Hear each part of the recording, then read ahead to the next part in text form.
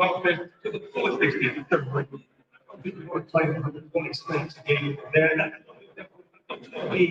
something like 64, 75, something like that instead of breaking it up. He don't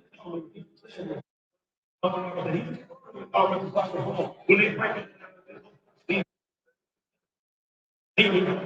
he needs to he's outside of football. He just doesn't want to compete in the defense. You got to get over and say anything different. You are but this guy. So what did you do about it? Can see exactly why he's up here because it's a significant trade. Again, Sherry's on the side. Expect quite a few explosive trades early in the year. The Jacksonville is giving up here. See if I said I'm sure you figured but I guess the team and to Travis to the community. He has great baseball.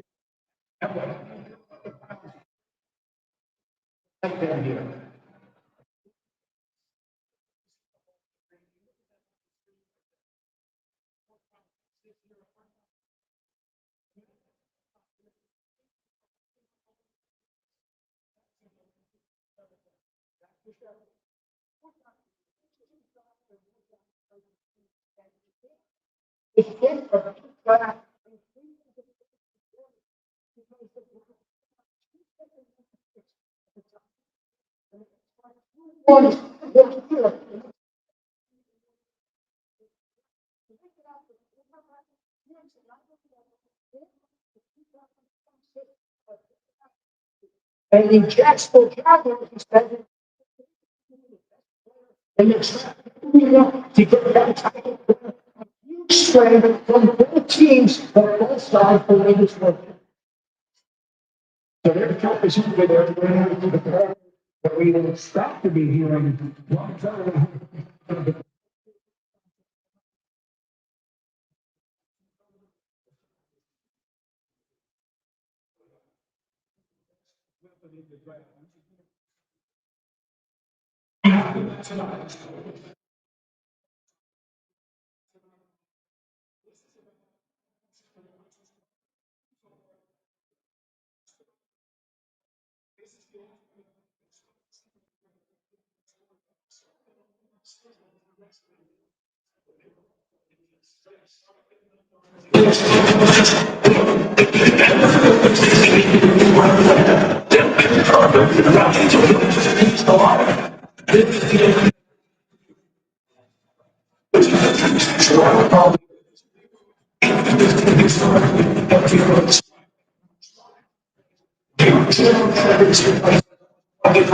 I had Sheffield moments ago, and one of the youngest and the newest in the NFL making a dramatic move here. The pick is in. The Jaguars expected to make it here any moment here. We're here for Roger Goodell. I want to register they've chosen to go. Huge trade being made immediately, and the commissioner making it right to announce the trade with this crowd and the second pick in this year's draft.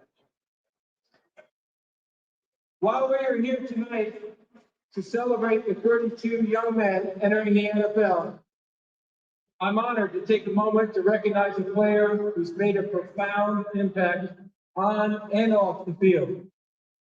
The Walter Payton NFL Man of the Year Award, presented by Nationwide, recognizes one player each year who best represents greatness and compassion both on and off the field and in the community.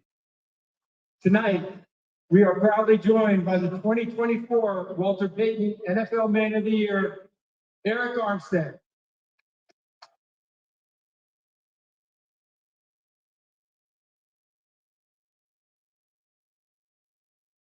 First off,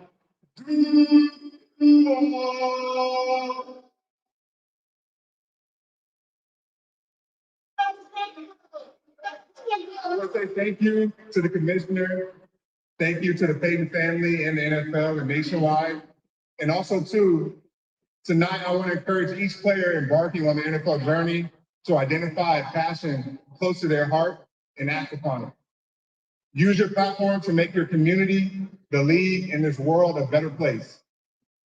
As we remember Walter Payton, strive to leave a positive legacy of your own. Thank you.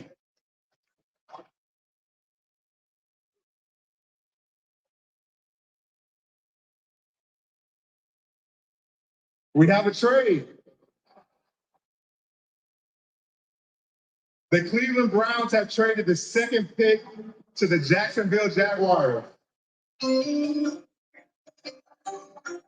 And with the second pick in the 2025 NFL Draft, the Jacksonville Jaguars select Travis Hunter.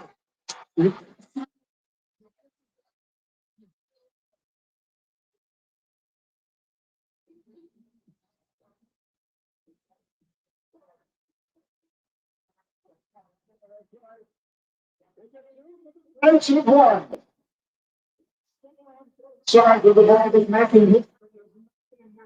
Size and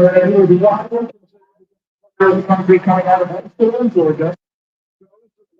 John at Jackson State, making him the first foreign starter to have played in HBCU. And then in Colorado, he was in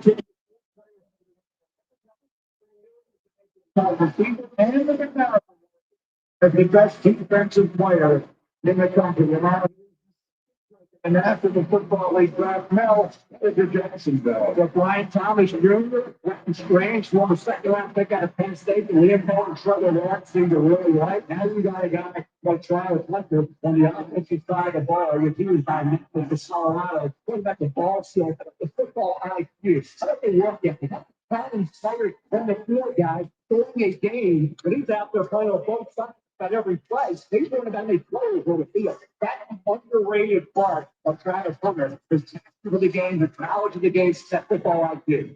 There are a lot of great players in the place of National Football League. There's a lot of first pass catchers in particular who have fantastic ball skills. I am fortunate enough to play in an era where a lot of them really made their name. But this guy right here, I'm telling you this, when I was out there at his pro day, and he was catching the football and running routes. One, the ball never touched the ground.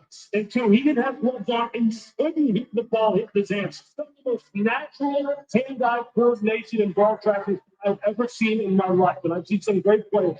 This guy truly is, as Dan loves to put it, he's this.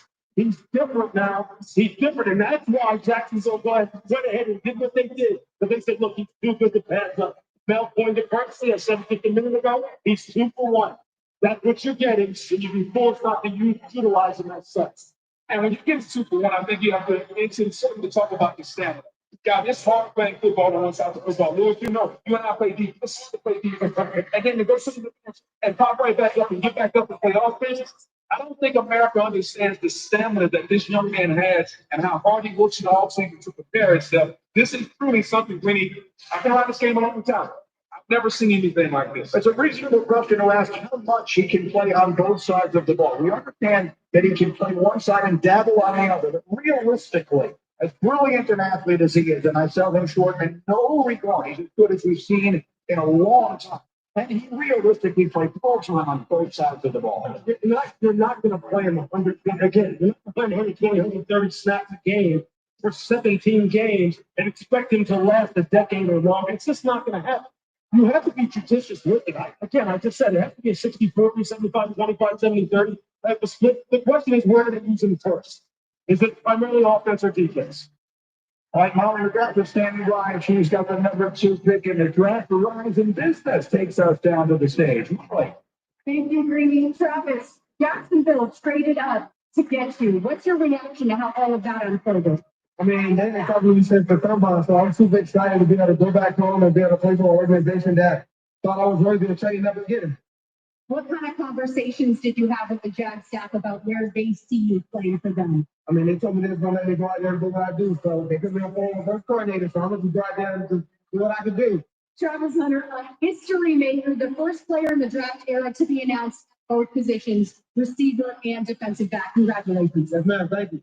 Greeny. You mentioned he's going home now. His hometown in Georgia is about 374 miles from Jacksonville. And we talked about the history that he is making. Well, we are in the shadow of Lambeau Field, the legendary Green Bay Packers. Don Hudson is the only player in NFL history to catch 400 passes and make at least 10 interceptions. He did all of that without wearing shoulder pads, by the way. Will Travis Hunter be the first ever to do it with shoulder pads? The last player to play consistency on both sides of the ball was his coach, Deion Sanders.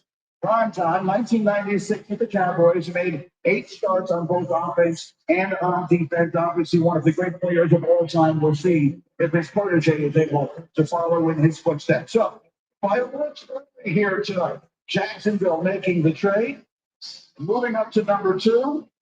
I'm told the pick is in now at number 3. So the New York Giants, who've been waiting all season long to see what direction this team would go. For so long, they expected to go in the direction of the quarterback. And that conversation seemed to recede. Perhaps they'll target the quarterback later.